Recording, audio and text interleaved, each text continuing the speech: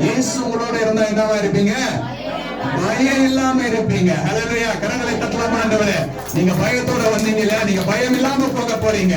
ஏன்னா தேவன் உங்களோட பெரிய காரியத்தை ஆண்டவர் செய்ய இயேசு வல்லவராக இருக்கிறார். பாருங்க 37ஆம் வசனத்தை வாசிக்கலாம். அப்பொழுது பலத்த காற்று உண்டாகி படவு நிரம்பத்தக்கதாக அலைகள் அதன் மேல் மோதிற்று. என்ன ஆயிடுச்சுங்களா? இயேசு கிறிஸ்து படகுல போறாரு, எல்லாரும் இருக்கிறாங்க. ஆனா அந்த படகு என்ன ஆயிடுங்களா? பெரிய பலத்த காற்று வீசுது, தண்ணி வந்து அப்படியே போட்ல ரொம்புது. இவங்களுக்கு என்ன ஆயிடுச்சு? என்ன ஆயிடுச்சுங்க? உங்களுக்கு என்ன ஆயிடுச்சு? பயம் ஆயிடுச்சு. இப்போ பயம் போகணும் இல்லையா? ஆனா உங்களோட இயேசு இருக்கிறாரு. ஆனா உங்களுக்கு பயமா இருக்குது. இயேசுவா இருக்கிறாரு, பயமா இருக்கு இல்லையா?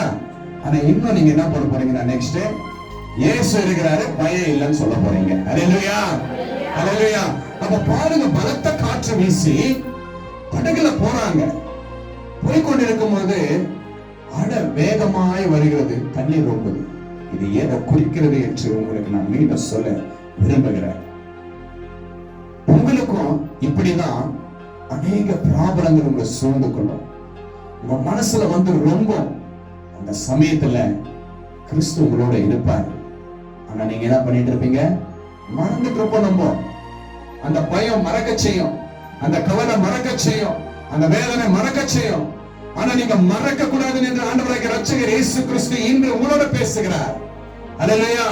பாருங்க, அந்த பயம் இருக்கிற அந்த வேளையில வேறு பாருங்க, அந்த இடத்துல வேறு படகுகளும் அவரோடு கூட இருந்தது. அப்பொழுது பலத்த காற்று உண்டாகி படகு நிரம்பத்தக்க அலைகள் மேல் அதன் மேல் மோதியது. அநேக ப்ராப்ளம்களை மோதிட்டே, அநேக டென்ஷன் உங்களை மோதிட்டே இருக்கும், அநேக பயம் உங்களை மோதிட்டே இருக்கும். நீங்க எவ்வளவு நான் நல்லா இருக்கிறேன் இன்னைக்கு நீங்க நினைச்சீங்கன்னா கூட அந்த பயம் உங்களை விடாது. அப்படிப்பட்ட ஒரு சூழ்நிலை தேவ பிள்ளைகளுக்கு வரும். அதே தீரம் இந்த உலகத்துல என்ன இருக்குதுங்க? பத்திரம் உண்டு. ஆனா ஜெயித்தேன்றார் யாருங்க? நம்ம ஆண்டவராகிய இரட்சகர் இயேசு கிறிஸ்து நான் ஜெயித்தேன்றாருங்க. அந்த ஜெயம் குடிக்கிற தேவன் கீழ் வசனத்தை வாசிக்கலாம். கப்பலின் பின்னியத்தில் அவர் தலையணை வைத்து, யாருங்க அவரு? இயேசு கிறிஸ்து. நல்ல நிம்மதியா தூங்கிட்டு அவ்வளோ சுவிசேஷத்தை சொன்னாரு இல்லையா? அவர் தூங்கணும்னு தூங்க மாட்டாரு. அவரும் மாம்சமாவும் இருந்தாரு, தேவனாவும் இருந்தாரு. சரி, கலப்பாயிடுச்சு, படுத்தாரு. தலைக்கான வச்சு ஆழமாய் ஆண்டவராகிய இரட்சகர் இயேசு கிறிஸ்து என்ன பண்ணிருக்கிறாருங்க? தூங்கிட்டு இருக்கிறாரு. அவர்கள் அவரை எழுப்பி போதகரே, நாங்கள் மடிந்து போகிறது. முதல் வார்த்தையே அங்க எப்படி வருது பாத்தீங்களா? முதல் வார்த்தை என்ன வருதாங்க? போதகரே, ஊழியரே, நாங்க மாண்டு மறைஞ்சு போகிறோமே, உங்களுக்கு கவலை இல்லையாண்டா. அங்கே என்ன இல்லாத ஆயிடுச்சு? நம்பிக்கை, விசுவாசம் இல்லை, பயம் அதிகமாயிடுச்சு. அந்த இடத்துல பாருங்க, இவங்க கேட்கிற இந்த 12 சீஷர்களை வந்து சாதாரணமா இன்னைக்குதான் ஏசப்பாவை பார்த்த தேவன் அல்ல, கிறிஸ்துவை இப்பதான் பார்த்துட்டு இப்பதான் எழுப்புறது அல்ல. 5 அப்பம் 2 மீன் 5000 பேருக்கு போஷிக்கும் போது சீஷர்கள் இருந்தாங்க. 12 கூடைகள் நிரம்பினது, அதை அவங்க கையில கொடுத்தாங்க. பார்த்தாங்க. குருடர்களை ஆண்டவர் என்ன பண்ணாருங்க? கண்களை திறக்க செய்தாரு. மரித்தவர்களை உயிர்த்த, இது எல்லாமே பார்த்துட்டு இருக்கிற ஒரு சீஷன், தேவனோட இருக்கிற பிள்ளைங்க. இன்னைக்கு நாமும் அப்படிதான் ஆண்டவருக்குள்ள அதிகமா இருப்போம், ஜெபிப்போம், வேத வாசிப்போம், சபைக்கு வருவோம், எல்லாமே செய்வோம். ஆனா நமக்குள்ள என்ன இல்லை? விசுவாசம் இல்லை. என்ன இல்லைங்க? விசுவாசம் இல்லாம நம்ம என்ன பண்றோங்க? கர்த்தரை மறந்து போயிடுறோம். எப்படின்னாக்கா, அந்த சூழ்நிலைகள் நம்மளை பார்க்கும் பொழுது ஆண்டவர் செஞ்ச நன்மைகள், அற்புதங்கள் எல்லாம் நம்ம என்ன பண்ணிடுறோங்க? மறந்துடுறோம். ஆனா கிறிஸ்து நம்ம பக்கத்துல இருக்கிறாரு, நம்ம உள்ளத்துல இருக்கிறாரு. அதை நம்ம என்ன பண்றது இல்லைங்க? கூப்பிடுறது இல்ல. ஆனா ஆனா இந்த மனுஷனுக்கு பாருங்க, அந்த இடத்துல இப்படி சொல்லி இருக்கலாம் இல்லையா? எப்படி சொல்லி இருக்கலாம்? இங்க என்ன சொல்றாங்கன்னாக்கா, பாருங்க, நாங்க மடிந்து போகிறோம், உமக்கு கவலை இல்லையா என்றார்கள்.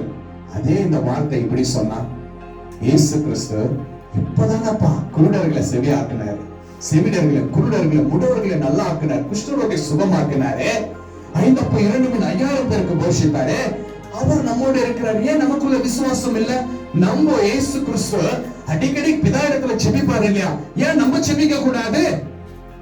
அந்த இது அவங்களுக்கு என்ன இல்லைங்க? இல்ல. ஏன் இல்ல? பயம். என்னங்க? பயம். ஏன்? உயிர் போயிடும், காற்று அடிக்குது, நம்ம எல்லாமே கவுந்து போயிட போறோம், மீன் என்ன பண்ண போகுது, நம்மள பிடிச்சி சாப்பிட போகுது.